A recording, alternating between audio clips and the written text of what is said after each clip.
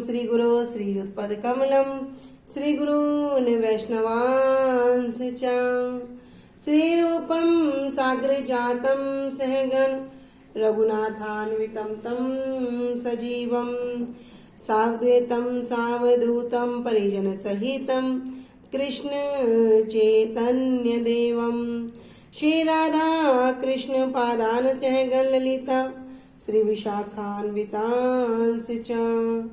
गुरुवे गौरचंद्राय राधिकाय तदालये कृष्णाय कृष्ण भक्ताय तद्भक्ताय नमो नमः। नमो विष्णुपादाय कृष्ण प्रेष्ठाय भूतले श्री श्रीमद् भक्ति वेदांत श्री श्रीधर गोस्वामी नामिने। नमो ओम गुरुदेवाय धीमते सौम्य मूर्तये श्री श्रीमद् भक्ति सिरूप सिद्धांति प्रभवे श्री महात्मने। नमो विष्णुपादाय श्री राधिकाय प्रियात्मने श्री श्रीमद् भक्ति वेदांत श्री नारायण गोस्वामी नामिने। वाञ्छा कल्पतरुभ्यश्च कृपा सिन्धुभ्येव च पतितानां पावनेभ्यो वैष्णवेभ्यो नमो नमः। पंचतत्त्वात्मकं कृष्णं भक्तरूपं स्वरूपकं भक्तावतारं भक्ताख्यं नमामि भक्तशक्तिकं। श्री कृष्ण चैतन्य प्रभु नित्यानंद श्री अद्वैत गदाधर श्री वासादि गौर भक्त वृंदा। हरे कृष्णा कृष्णा कृष्णा हरे हरे, हरे राम राम राम हरे हरे। सर्वप्रथम श्री गुरुपाद पद्म जयम विष्णुपाद अष्टोत्तर शत श्री श्रीमद् भक्ति वेदांत श्री श्रीधर गोस्वामी महाराज जी के श्री अभय चरण सरोज में अनंत कोटि दंडवत प्रणाम ज्ञापित करती हूँ। तदुपरांत परम गुरुदेव जनित्य लीला परविष्टोम विष्णुपाद अष्टोत्तर शत श्री श्रीमद् भक्ति श्री रूप सिद्धांति गोस्वामी महाराज जी एवं जय नित्य लीला परविष्टोम विष्णुपाद अष्टोत्तर शत श्री श्रीमद् भक्ति वेदांत श्री नारायण गोस्वामी महाराज जी के श्री अभय चरण सरोज में श्रद्धा पुष्पांजलि अर्पण करते हुए उनसे आए तो कृपा की वांछा करती हूँ। ग्रंथकार श्री कृष्णदास कविराज गोस्वामी जी श्रीमन नित्यानंद प्रभु अखंड गुरु तत्व श्रीमन महाप्रभु एवं समस्त परिकरों के चरणों में अनंत कोटि दंडवत प्रणाम ज्ञापित करते हुए उनसे भी आए तो कृपा की वांछा करती हूँ। उपस्थित वैष्णव जन भक्त वृंद सभी के चरणों में यथा योग्य दंडवत प्रणाम स्वीकार हो। सभी को हरे कृष्णा दंडवत प्रणाम।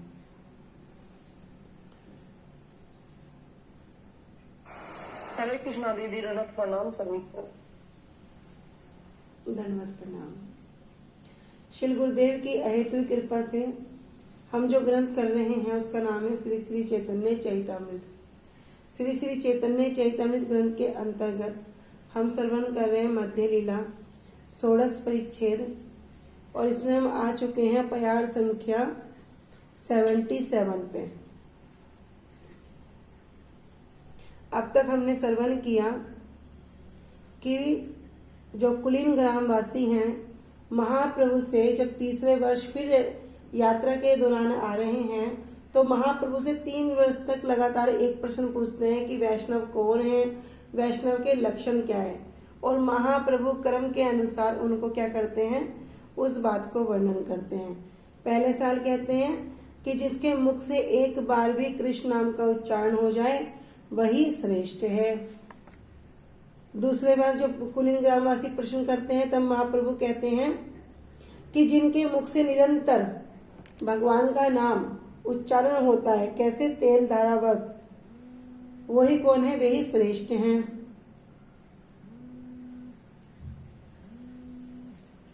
आवाज आ रही है। और जब तीसरी बार महाप्रभु से क्या कहते हैं, महाप्रभु कहते हैं कि जिनके दर्शन करके एक बार भी, जिनके दर्शन करने मात्र से मुख से क्या हो, मुख में कृष्ण नाम का उच्चारण हो जाए, मुख में कृष्ण नाम निकलने लगे, वह कौन है, उन्हें तुम वैष्णवों में प्रधान समझना। तो महाप्रभु इसमें कर्म पूर्वक क्या कह रहे हैं, वैष्णवों के लक्षण बता रहे हैं कि वैष्णव कौन है, वैष्णव तर कौन है और वैष्णवतम कौन है।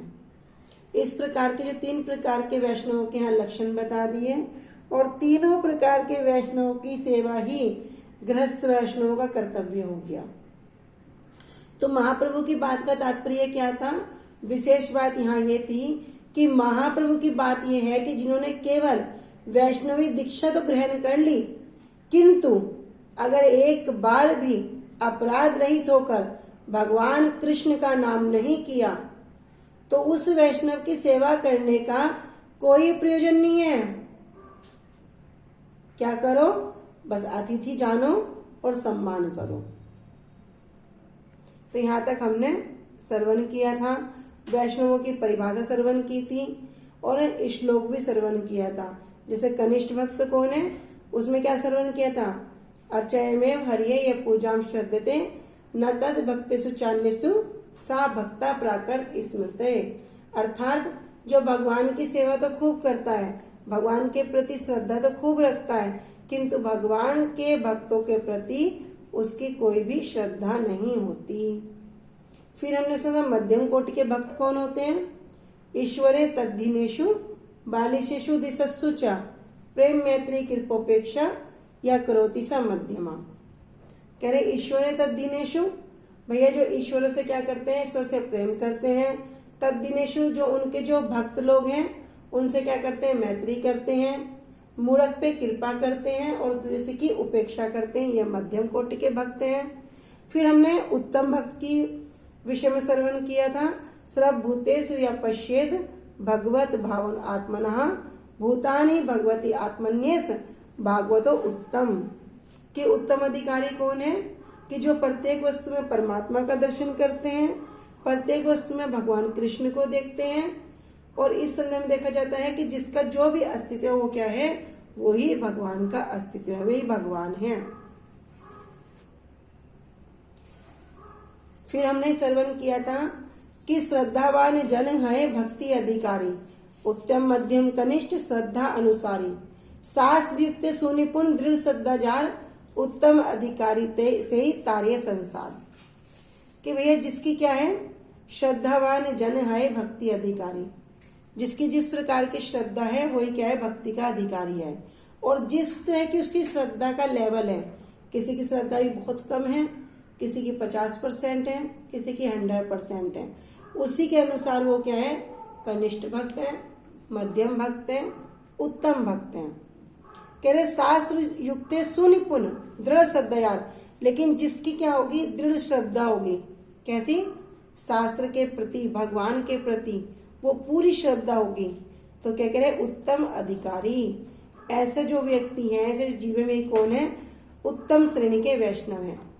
वो क्या कर सकते हैं? उत्तम अधिकारी से तारे संसार, और वे पूरे संसार का उद्धार कर सकते हैं। अर्थात जितने भी बहिर्मुख जीव हैं उन सबको कृष्ण की ओर उन्मुख कर सकते हैं।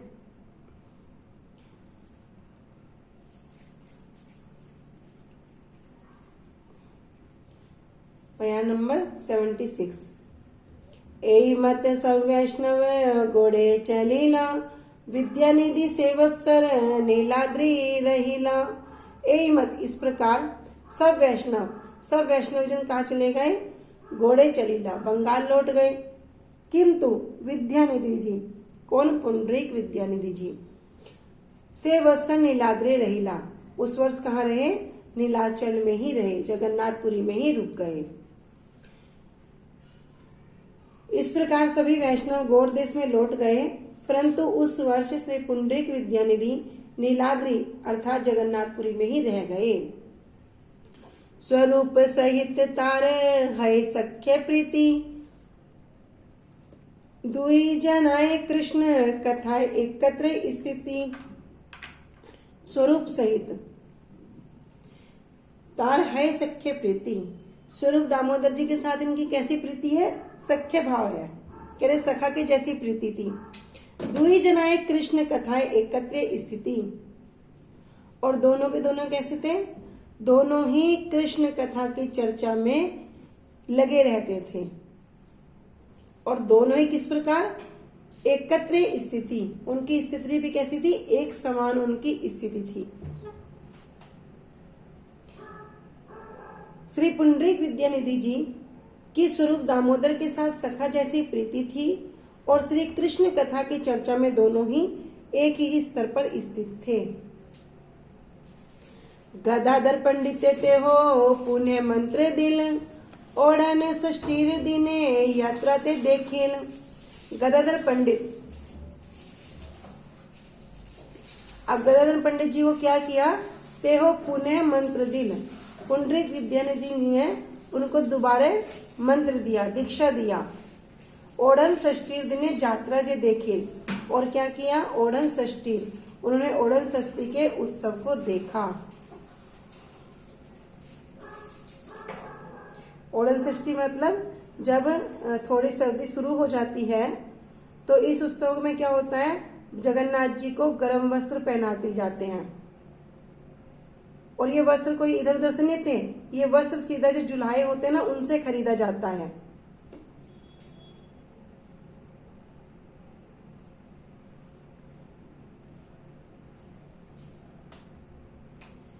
आगे कह रहे हैं, जगन्नाथ पर तथा मांडू वसन, देखिए सग्रन हेल विद्या निर्मल। अब वहां पे एक नियम होता है, कैसा कि जो अर्चन करते हैं, अर्चन मार्ग के अनुसार जो वस्त्र होता है उसको सबसे पहले धो देते हैं, और धो के उसका जो मांड है वो निकल जाता है, और तब उसे भगवान को ओढ़ाना चाहिए।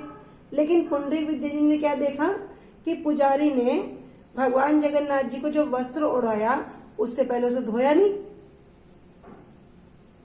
और इस कारण क्या हो गया, इस कारण अभी उन्हें क्रोध आ गया। किसको आ गया क्रोध,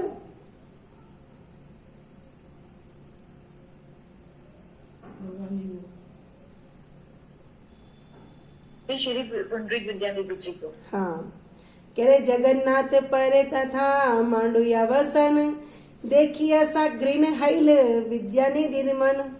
जब पुंडरीक विद्यानिधि ने देखा कि जगन्नाथ जी को क्या किया, मांडू या वसन, मांड से युक्त वसन को, वस्त्र को क्या किया, जगन्नाथ जी को पहरा दिया। देखिए सा कृष्ण, उनको क्या हो गया, घृणा हुई। तो घृणा पूर्वक देख कर विद्यानिधि मन, विद्यानिधि जी का जो मन है वो क्या हो गया, घृणा से भर गया। सही रात्रे जगन्नाथ बलाई आसिया, दुई भाई चढ़ान तारे हसिया हसिया। सही रात्रि, उसी रात जगन्नाथ बलाई आसिया, भगवान जगन्नाथ जी और बलराम जी आकर दोनों भाइयों ने क्या किया, दुई भाई चढ़ान तारे हसिया हसिया, दोनों के दोनों उन पर चढ़कर और क्या करने लगे, थप्पड़ मारने लगे, जगन्नाथ जी और बलराम जी। पुंडरीक विद्यानिधि जी घर पर आकर उन्हें क्या कर रहे, हासिया हासिया, हंस हंस कर उनको चपत लगाने लगे, थप्पड़ लगाने लगे। कह रहे श्री पुंडरीक विद्यानिधि जी के श्री गदाधर पंडित जी को पुनः मंत्र प्रदान किया, और उन्होंने ओढ़न षष्ठी के दिन महोत्सव का दर्शन किया। उस ओढ़न षष्ठी के दिन श्री जगन्नाथ देव ने माण लगे वस्त्र पहने थे, जिसे देखकर श्री पुंडरीक विद्यानिधि जी के मन में थोड़ी सी घृणा की भावना आई। वॉइस ब्रेक हो रही है। क्या किया, पुनः मंत्र प्रदान किया, और उन्होंने ओढ़न षष्ठी के दिन महोत्सव का दर्शन किया। उस ओढ़न षष्ठी के दिन श्री जगन्नाथ देव जी ने माण लगे वस्त्र पहने थे, जिसे देखकर श्री पुंडरीक विद्यानिधि जी के मन में थोड़ी सी घृणा की भावना आ गई।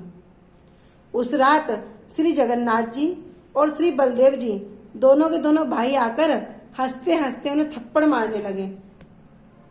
अमृत प्रभा भाष्य में श्री भक्ति विनोद ठाकुर जी कह रहे हैं, ओढ़न षष्ठी, सर्दी के आने पर पहली छठी तिथि को ओढ़न षष्ठी कहते हैं। उस दिन श्री जगन्नाथ देव के अंग में सर्दियों के वस्त्र अर्पित किए जाते हैं। वे सर्दी के वस्त्र मांडुआ वस्त्र अर्थात जुलाई के द्वारा बनाए गए मान से युक्त बिना धुले वस्त्र होते हैं। देवता को मान लगे हुए वस्त्र देने पर श्री पुंडरीक विद्यानिधि जी ने उस विषय में थोड़ी सी खूटी नाठी अर्थात क्या किया, दोष दिखला दिया। दोष दिखलाकर उड़िया भक्तों के प्रति थोड़ी सी घृणा प्रकाशित करने के कारण उसका उपयुक्त फल प्राप्त किया था। भैया जगन्नाथ जी के सेवक जो है ना, वे कैसे भी करें, जगन्नाथ जी को गाली दें या कुछ भी करे, लेकिन जगन्नाथ जी के बड़े प्रिय हैं। सेवक को कोई कुछ कहे, जगन्नाथ जी को स्वीकार नहीं। देखते ना, जब जगन्नाथ जी को रथ यात्रा के समय बाहर लाते हैं तब क्या करते हैं, उनको खींच खींच के लाते हैं, धकेल धकेल के लाते हैं, और उनको यहाँ तक कि गाली भी देते हैं। लेकिन जगन्नाथ जी भी बड़े चतुर हैं, कभी क्या करेंगे, कभी ऊपर देखेंगे। सबके सब सेवक तो मिलके उनको रथ पे चढ़ाने लगे होंगे, लेकिन जगन्नाथ जी रथ पे नहीं चढ़ेंगे। रथ क्या करेंगे, कभी ऊपर देखेंगे, अच्छा ऊपर सब आ गए तो कभी फिर नीचे देखेंगे, नीचे तक के लोग तक सब आ गए तो कभी इधर देखेंगे, कभी उधर देखेंगे। जब तक सब नहीं आते जगन्नाथ जी का रथ चलता ही नहीं है। जगन्नाथ जी इतने रथ पे नहीं विराजमान होते, चाहे पंडे लोग कितनी गाली दें, और गाली सुन सुनकर आनंदित होते हैं। अब इधर क्या हुआ, पुंडरीक विद्यानिधि ने थोड़ी सी दोष देख लिया तो जगन्नाथ जी और बलदेव जी को स्वीकार नहीं हुआ। अब क्या करें, दोनों के दोनों आकर पुंडरीक विद्यानिधि जी को थप्पड़ मारने लगे। कैसे, हंस हंस के मार रहे हैं। अभी क्या हुआ, गाल फूलिल आचार्य अंतरे उल्लास, विस्तारी वर्णिया चेन वृंदावन दास। इधर क्या हुआ, जब बलदेव प्रभु और जगन्नाथ जी क्या कर रहे हैं, दोनों के दोनों आकर पुंडरीक विद्यानिधि जी खूब थप्पड़ लगा रहे हैं, तो विद्यानिधि जी के गाल फूल गए, गाल सूज गए, और अंदर से क्या हो रहा है, अंदर से बड़ा उल्लास हो रहा है। क्योंकि भैया अगर कोई शासन भी कर रहा है तो कौन कर रहा है, स्वयं जगन्नाथ जी कर रहे हैं, स्वयं बलदेव प्रभु कर रहे हैं, अंदर से उल्लासित हो रहे हैं। विस्तारी वर्णिया छेन वृंदावन दास, और इसका कौन कर रहे हैं विस्तार पूर्वक वर्णन, श्री वृंदावन दास ठाकुर चैतन्य भागवत में। यद्यपि श्री पुंडरीक विद्यानिधि जी के गाल थप्पड़ खाने सूझ गए थे, तथापि उनके हृदय में बहुत आनंद हुआ। श्री वृंदावन दास ठाकुर ने इस लीला को विस्तार पूर्वक वर्णन किया है। ये लीला हम कल सुनेंगे, ठीक है, पूरा विस्तार से इस लीला को हम कल श्रवण करेंगे। ए मत प्रत्यब्द ऐसे घोड़ेर भक्तगण, प्रभु संगे रही करे यात्रा दर्शन। कह रहे ए मत, इस प्रकार प्रत्यब्द ऐसे घोड़ेर भक्तगण, प्रत्येक वर्ष गौड़ भक्त लोग कहाँ आते, नीलाचल आते, और प्रभु संगे रही करे यात्रा दर्शन, और महाप्रभु के साथ रथ यात्रा का दर्शन करते। तार मध्य जे जे वर्ष आछाए विशेष, विस्तारिया आगे ताहा कहिब निशेष।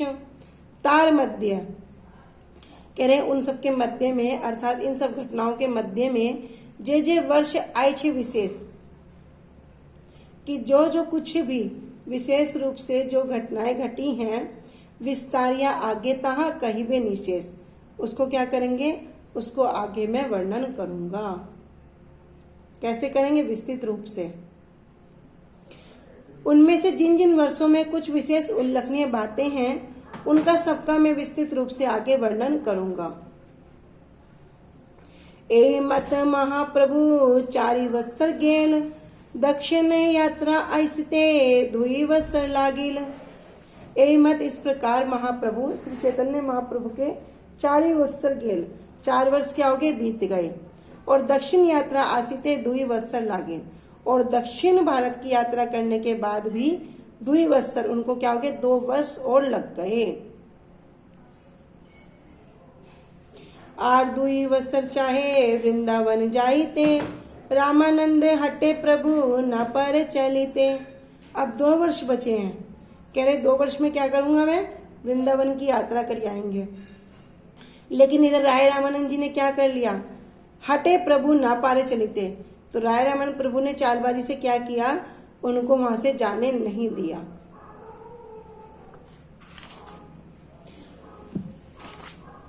इस प्रकार करते हुए महाप्रभु के 4 वर्ष व्यतीत हो गए, और दक्षिण भारत की यात्रा में उनके पहले 2 वर्ष व्यतीत हो गए। उसके बाद में 2 वर्ष तक महाप्रभु वृंदावन जाना चाहते थे, किंतु वे श्री रामानंद राय की हट के कारण नहीं जा पाए। पंचम वत्सरे गोड़ेर भक्त गण आइला, रथ देखी न रहिला घोड़े रे चलीला। पंचम वर्ष से अब 5वें वर्ष में घोड़े भक्तगण आइला। घोड़ देश के भक्त लोग फिर आए रथ यात्रा के समय। रथ देखी ना रहिला घोड़े चलीला, किंतु रथ देखी, रथ यात्रा को देखकर वे वहां पर ना रहिला, नहीं रुके और वापस बंगाल लौट गए। कह रहे 5वें वर्ष गौड़ देश के जो भक्तगण आए, किंतु रथ यात्रा के दर्शन करने के बाद वे जगन्नाथपुरी में नहीं रहे और सब गौड़ देश वापस चले गए। तबे प्रभु सार्वभौम रामानंद स्थाने आलिंगन करी कहे मधुर वचने। तबे प्रभु, तब चैतन्य महाप्रभु ने सार्वभौम रामानंद स्थाने, श्री सार्वभौम भट्टाचार्य जी और श्री रामानंद राय जी के स्थान पर दोनों के समक्ष कह रहे हैं, आलिंगन करी कहे मधुर वचने, दोनों का आलिंगन करते हुए मधुर वचन कहे। क्या कह रहे हैं? बहुत उत्कंठा मोर जाइते वृंदावन, तोमार हटे दुई वत्सर ना कैलू गमन। कह रहे मेरी क्या है, मेरी बहुत उत्कंठा है। कहें कि मोर जाइते वृंदावन, कि मेरी वृंदावन जाने की बहुत ज्यादा उत्कंठा है। तोमार हटे दुई वत्सर ना कैलू गमन, लेकिन आपके हट से क्या कर पा रहा हूं मैं, दुई वत्सर दोनों वर्ष में जा नहीं पा रहा हूं, मैं जा नहीं सका हूं। अब अवश्य चलिब दुहे करे सम्मति, तो माँ दुहा बिना मोरे नहीं अन्य गति। कैसे भगवान भी भक्तों के प्रेम में वशीभूत है। साक्षात चैतन्य महाप्रभु के रूप में ये जो श्रवण कथाओं को श्रवण कर रहे हैं, लीला को श्रवण कर रहे हैं ना, इससे समझ सकते हैं कैसे महाप्रभु की प्रबल उत्कंठा हो रही है कि मैं वृंदावन जाना चाहता हूँ। लेकिन अभी 2 वर्ष बीत गए, लेकिन 2 वर्ष तक भी महाप्रभु वहां से जा नहीं सके। क्यों? क्योंकि राय रामानंद जी और सार्वभौम भट्टाचार्य जी ने भी उनको जाने की ना अनुमति दी और ना उनको भेजना चाह रहे हैं। कह रहे अवश्य चलिब दुहे करहा सम्मति, तो माँ दुहा बिना मोरे नाही अन्य गति। कह रहे अवश्य चलिब, मैं अवश्य जाऊंगा, दुहे करे सम्मति। अब तुम लोग मुझे अनुमति दे दो ना, सम्मति दे दो। तो माँ दुहा बिना मोर नहीं अन्य गति, अरे तुम दोनों के बिना मेरा और कौन है, मेरे तो कोई आश्रय नहीं है। इस प्रकार भगवान कह रहे हैं कि तब महाप्रभु ने श्री सार्वभौम भट्टाचार्य जी और श्री राय रामानंद जी को आलिंगन करके मधुर वचन कहे कि मेरी वृंदावन जाने की बहुत उत्कंठा है, किंतु आप दोनों की हट के कारण मैं 2 वर्ष तक नहीं गया, किंतु अब मैं अवश्य जाऊंगा, इसलिए आप दोनों इसमें अपनी सम्मति प्रदान करो। आप दोनों के अतिरिक्त मेरी अन्य कोई गति नहीं है।